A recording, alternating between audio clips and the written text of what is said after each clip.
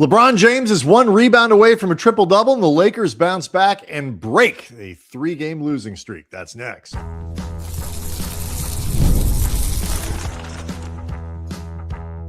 You are Locked On Lakers, your daily Los Angeles Lakers podcast, part of the Locked On Podcast Network, your team every day.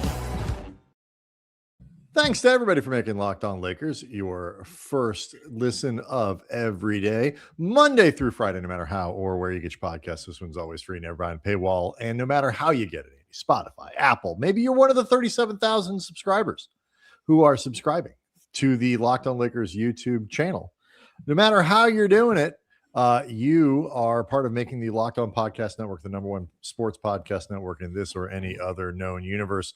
Brian Kamenetsky, Andy Kamenetsky, long time covering the Lakers, 20 years, near 20 years for the LA Times, ESPN, for the Athletic, for 710 Radio and in LA.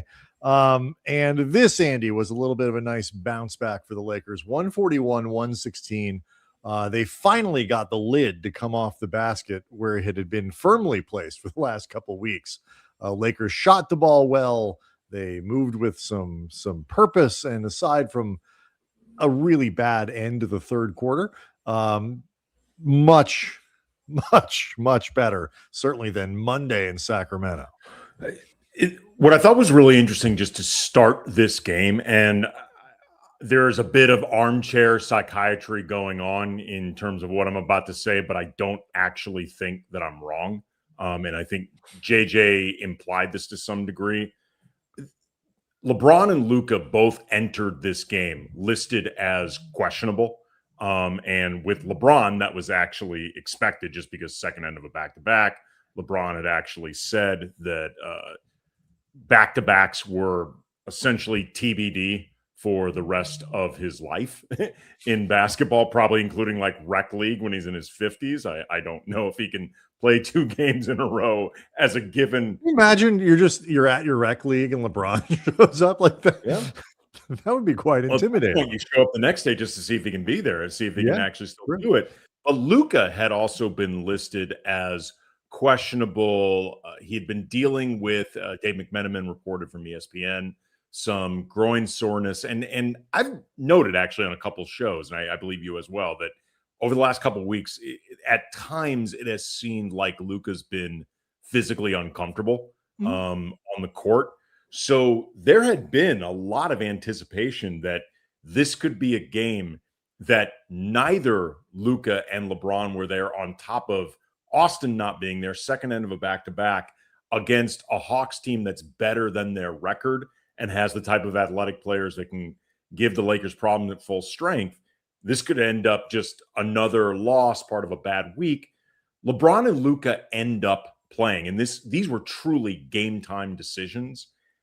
I can't help but feel like, based on the way the Lakers began this game, that there was some inspiration felt and used by their teammates, seeing Luka and LeBron both suit up. Like, I know, helped me making early shots, all that other stuff.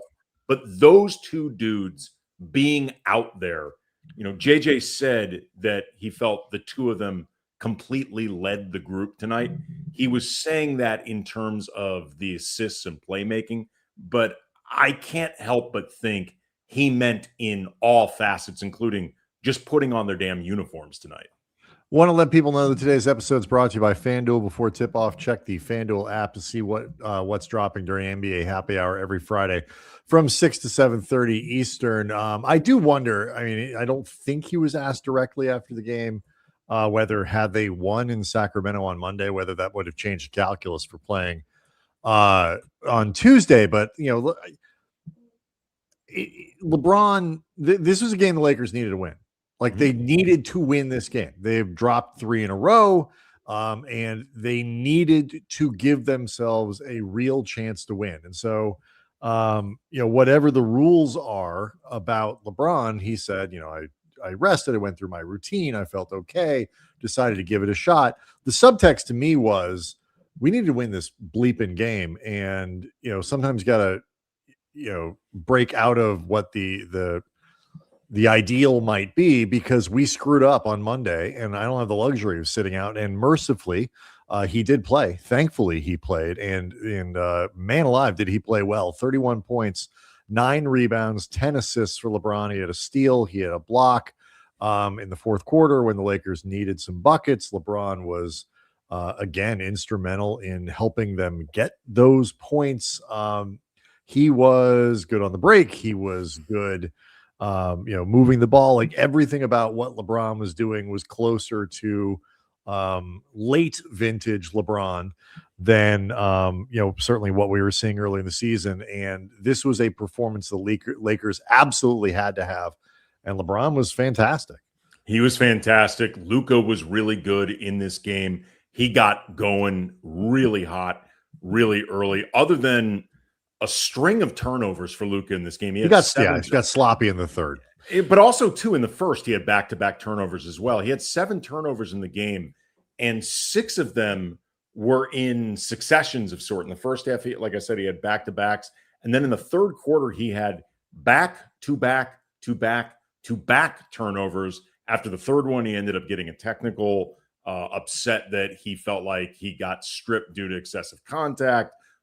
But beyond the turnovers for Luka, 27 points on 7 of 16, 5 of 9 from behind the arc, 8 of 10 from the line, 12 assists, a couple of offensive rebounds. I thought he had several really good defensive plays in this game. He drew, I want to say, 2 or 3 charges. And the moment this game truly blew open, like the Lakers were up by 30 at one point in this game. In the second quarter, Luka went on a 3-point bonanza.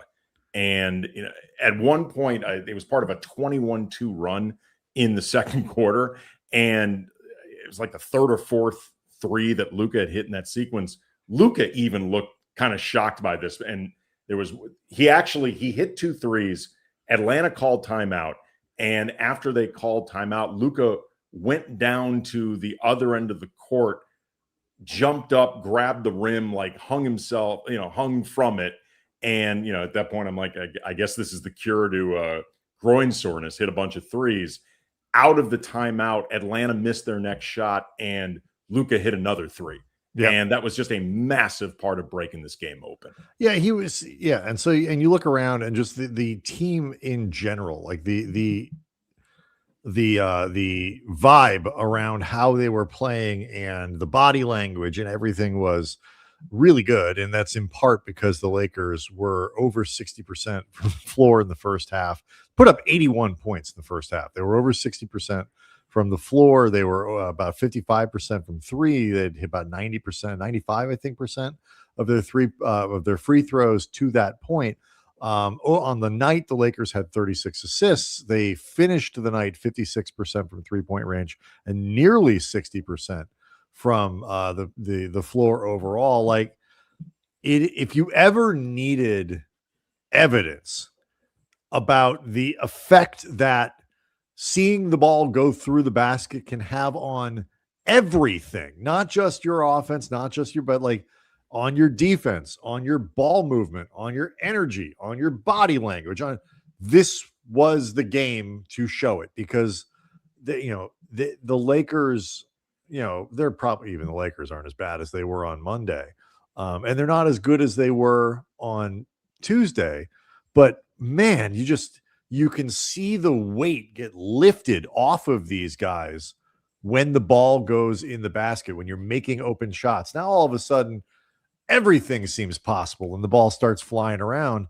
I hope that some of this good feeling extends into Thursday's game, even if the shots don't quite fall at the same clip.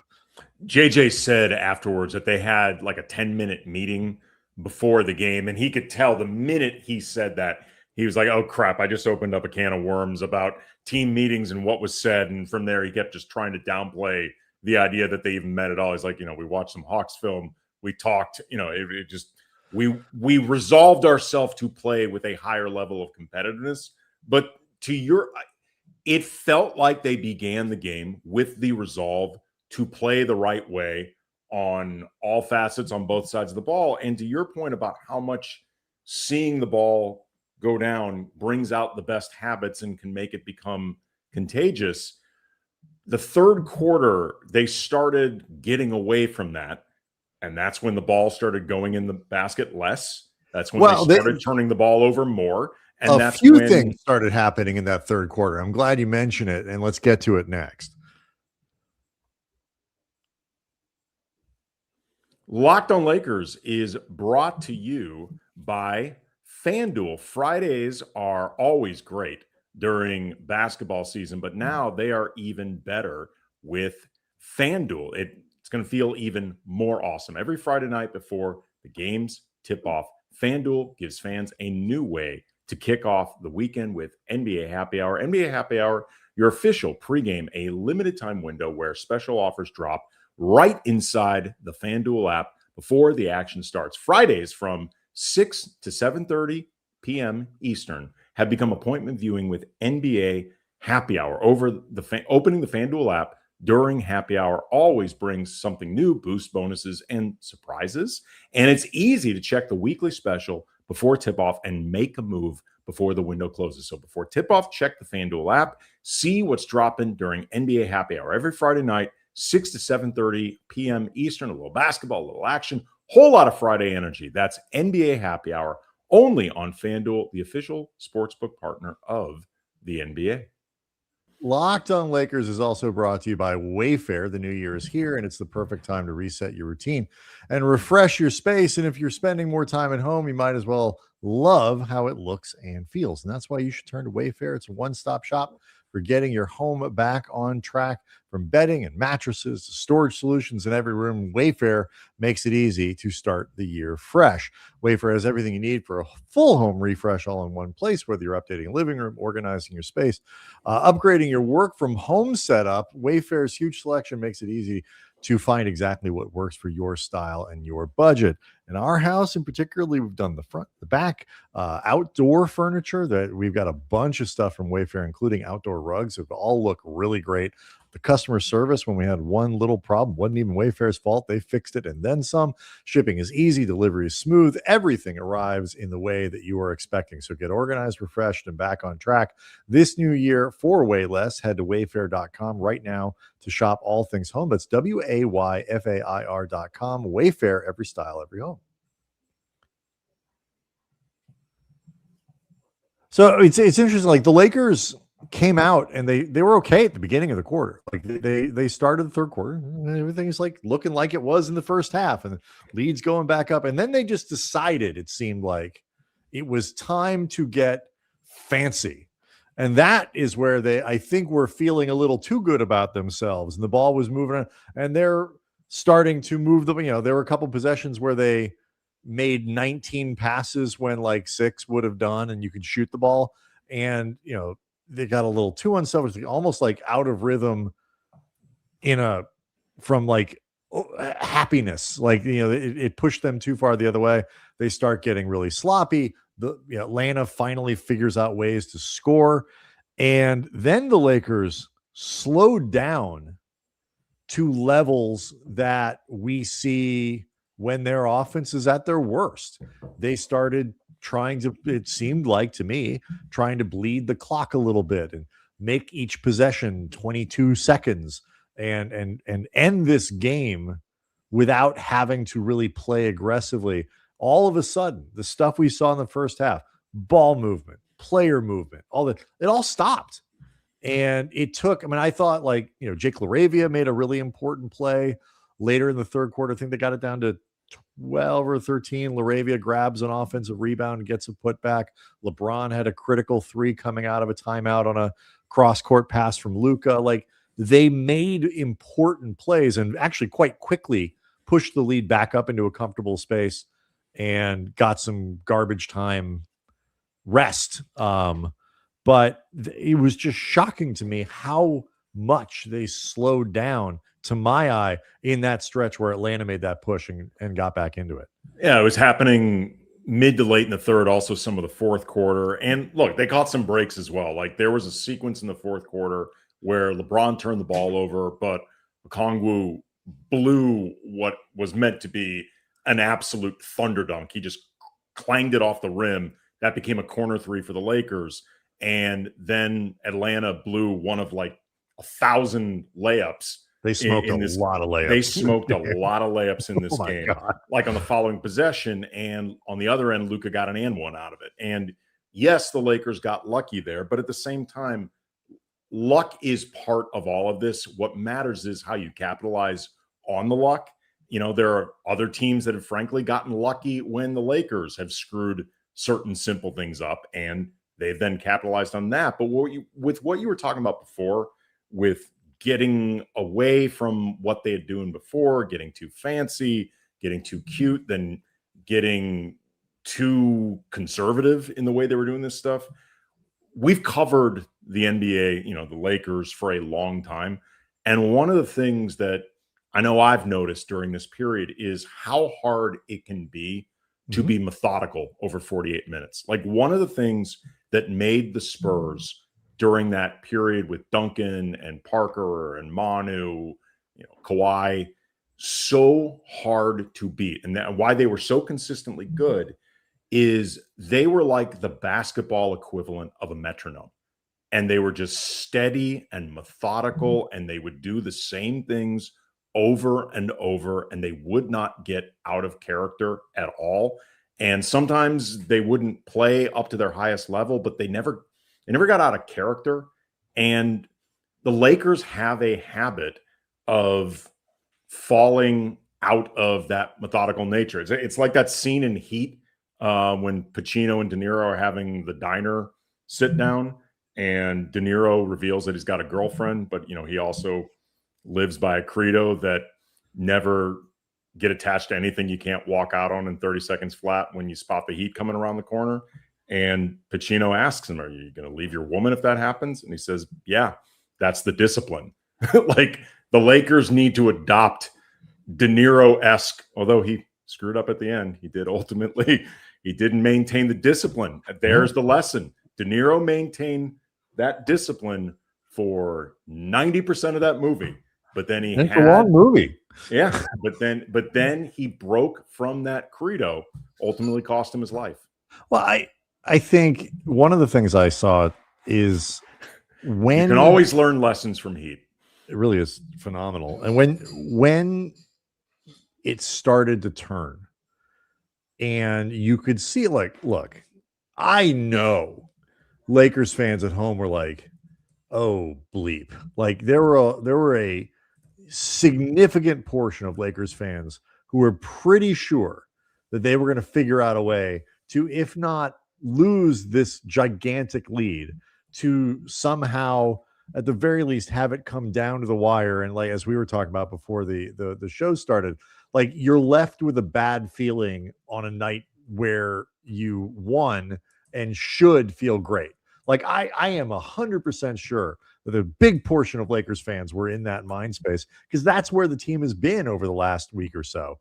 But what stuck out to me was just how much they started to just look at LeBron or just look at Luka.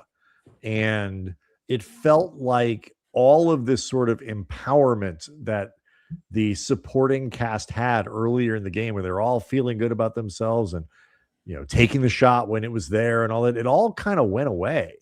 And it was just sort of like, okay, stars, lead us. And to some degree, okay, fine, that's part of what stars are supposed to do. But it was really noticeable. Like, you could just, to me, it looked like the confidence started to bleed out of the group, which is why, by the way, I thought it was so important that LaRavia was one of the guys who made kind of one of these turning plays to, you know what I can do? I can crash the glass and I can do that kind of stuff. He did that. And, Deandre Ayton had a couple big buckets down the stretch. Ayton, 18 rebounds, a season high. So, like, there were you wanted to leave this game feeling good, and I think they can, because all 5 starters in double figures and all these other things. But I was just shocked at how they seemed to bleed confident. Not shocked. It was very clear to me that they seemed to bleed confidence at that moment. But ultimately, though, they recovered and they got back on track. And the supporting cast was actually a really big part of that. So let's talk about that coming up next.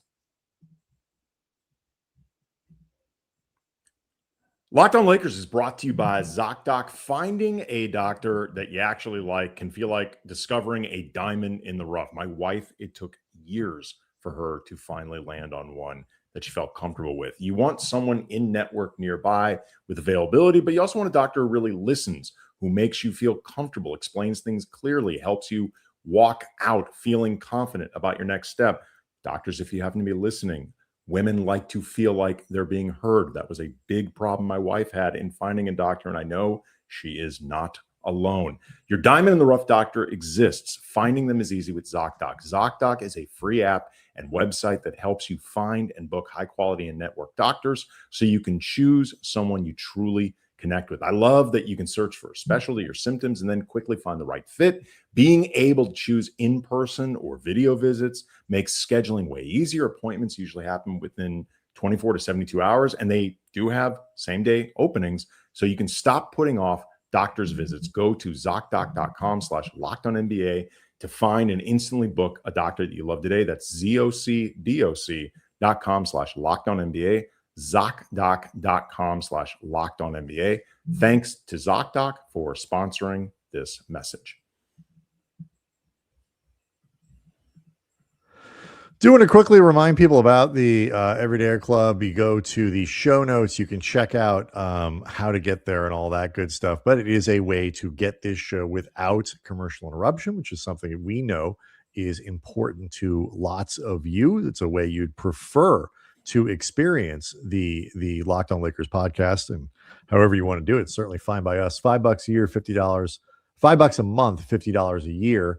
You get access to an ad-free feed, no matter how you access the podcast, whether that's Apple, Spotify, whatever podcast platform, or and you also get access to the Locked On Lakers Discord channel, which is a place that everybody, like, for example, the people on the live who participate in the live chat on the YouTube channel can all hang out when there's no YouTube channel to hang out on live. So again, go to the show notes, check it out. And if you don't want to pay for anything, you want the experience to stay the same, do nothing. Just keep coming back as you've been doing every day, and we appreciate it. I was pleased that this game didn't become something that we all sit here going like, oh my God, how did they have to play hard in the last 2 minutes to make sure they won this game? And so we can focus on 5 starters with double figures. We can focus on, the return of Rui Hachimura, 10 points off the bench from Gabe Vincent. There are a lot of, you can go back, Andy, and look at all the good stuff that happened and give it time, because you're not consumed with what almost might have, maybe could have happened. Yeah, ultimately, this was a really good game for the team across the board. We mentioned the supporting cast. I thought it was really significant. First of all, that Gabe and Jake, along with Luka, but those two hit the first threes that they attempted, just because given the backstory of the loss to Sacramento, I think that helps get off to a good start. Gabe Vincent was the first Laker to hit double figures. He had 10 points in the first half, and he actually, I thought, immediately came in and provided a really good spark for the team. It's funny, Marcus Smart had this stretch in the third quarter. It was like 3 or 4 possessions nearly in a row, but certainly within a few minutes of each other, where he was just attacking. Like, there was one point where he went 1-on-5 Leroy Jenkins, but they all ended up working out. He got to the line 2 separate trips, made all 4 of the free throws, and then another time I believe he had either a layup or a jumper, but he got super, super aggressive. He and Jake made 5 threes between them. So given what they did not provide against Sacramento, I thought that was really significant. You mentioned Rui coming back. He actually had a great defensive sequence in, I think it was the second quarter, where he deflected a pass out of bounds along the baseline. And then out of the dead ball, he trailed Corey Kispert really well and forced Kispert to step on the baseline out of bounds because he had nowhere to go. He basically got trapped. And then karmically, Rui ended up getting rewarded with a jumper in the lane. He was under, as JJ said, a severe minutes restriction, but you can just tell that they benefit from having Rui back. And then this is two really good games in a row from Deandre Ayton. And it's just worth noting because the last couple weeks have been very up and down. There have been a lot of attention on Ayton's focus and energy and reaction to not getting the ball as much as he would like, or frankly, he should get. But as much as they need to find ways to get him the ball, it's also on Deandre to bring proactively that type of attention and aggression. And he did a really good job tonight, not just like putting up points, but moving, setting screens, like putting himself in really good positions. Mm-hmm. I just thought he was a really, really good game from Deandre. Yeah, he had a couple opportunities to kind of, make that choice between are you going to pass out of a play in the post? Or you're going to put the ball on the floor, maybe make a move. Like, look, Deandre Ayton is not a back to the basket, catch the ball, bang on his guy 3 or 4 times, make a move, whatever. Where he meets resistance is usually where he chooses to put up a shot. But you can still do it. You can still be aggressive with, am I going to shoot or am I going to pass? And it was nice to see Deandre choose aggression in this place because, generally speaking, he is a high efficiency guy. He made 7 of his 9 shots in this game. And he's not high efficiency in the same way that Jackson Hayes is, where everything is either a dunk or a layup. Like Ayton's making little floaters. He's putting up 7-footers, 9-footers, and stuff like that. So he moves the defense around in ways that Jackson doesn't. Jackson, by the way, didn't play in this game, nursing an injury, but he's actually getting imaging on it. So hopefully this does not turn into something serious. It is a hamstring. I believe it's a hamstring, soft tissue. And so that was good. But the big thing for me is the rebounding. Like, they need him to rebound whether he's deeply involved in the offense or not. And he did that for sure. He was active defensively. In terms of guarding the rim and doing things like that.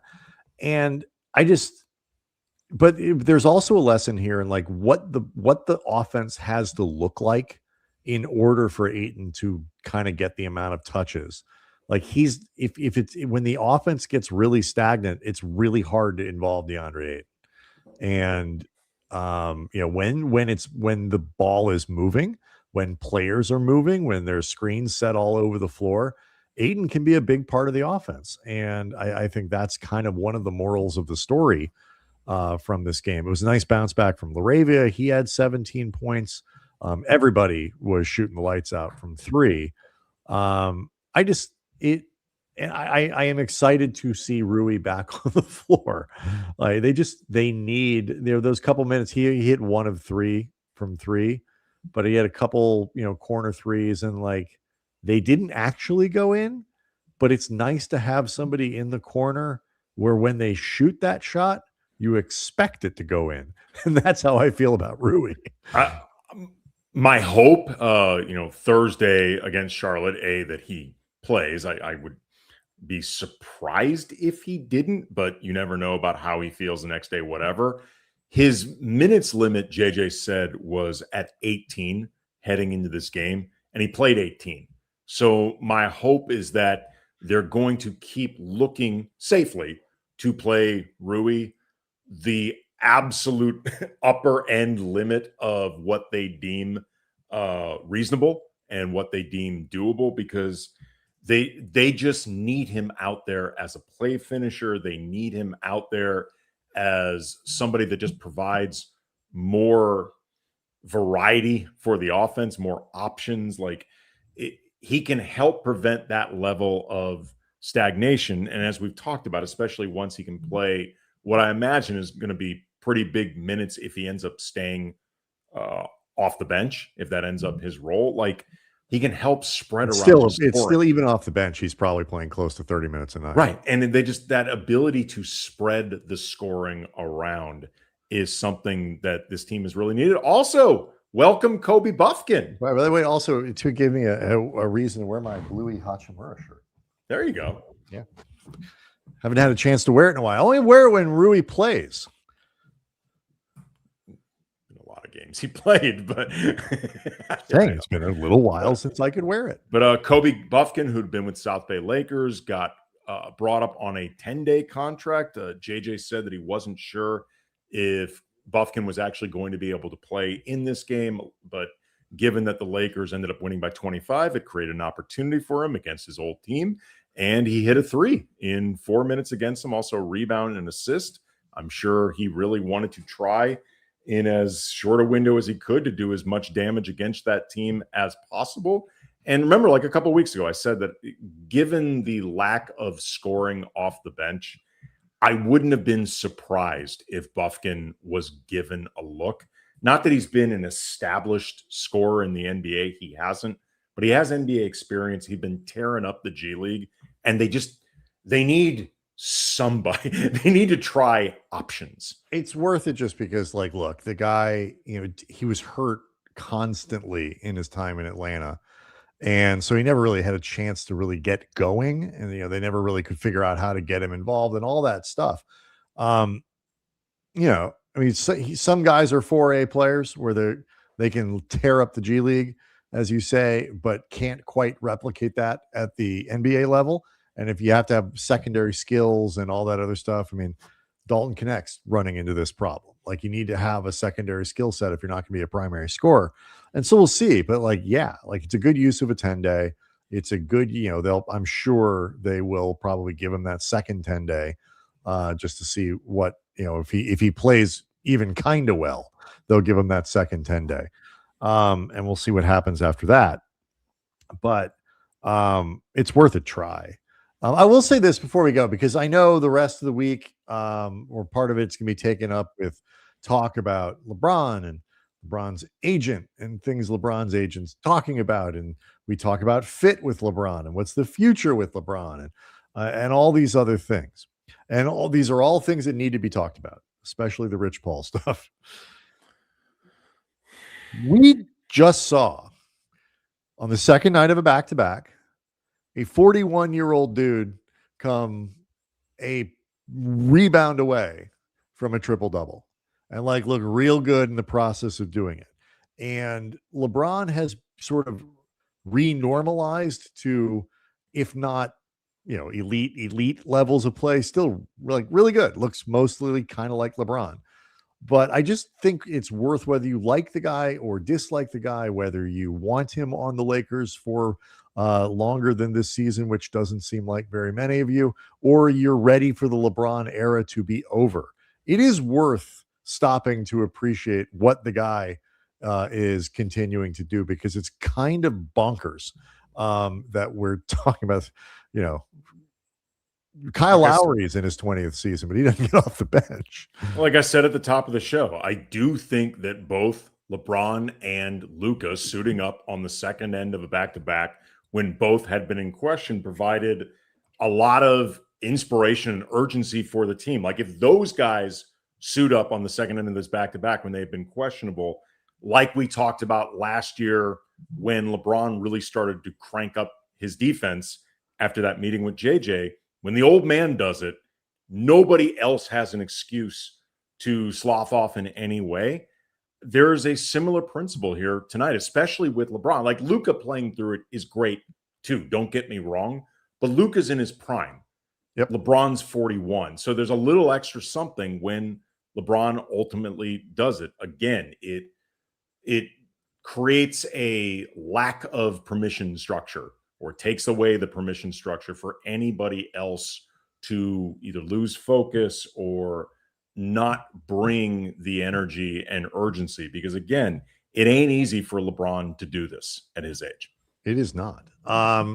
Locked on Lakers on YouTube is where you can go hang out with over 37,000 subscribers to the channel. We will talk a little bit about Rich Paul and his comments on his podcast about Austin Reeves. Lord, man. Oh my goodness. I hope you're coming around, Rich. I hope you're coming around to my side of this when we first discuss this. Well, no, I mean, but we'll talk about it tomorrow because I kind of anticipated you getting all clucky about it. I think I was on the side of common sense. There's some fundamental differences about sort of what he said initially contextually and what he's saying now, and we'll explain it all on tomorrow's episode of Locked on Lakers, and see you then.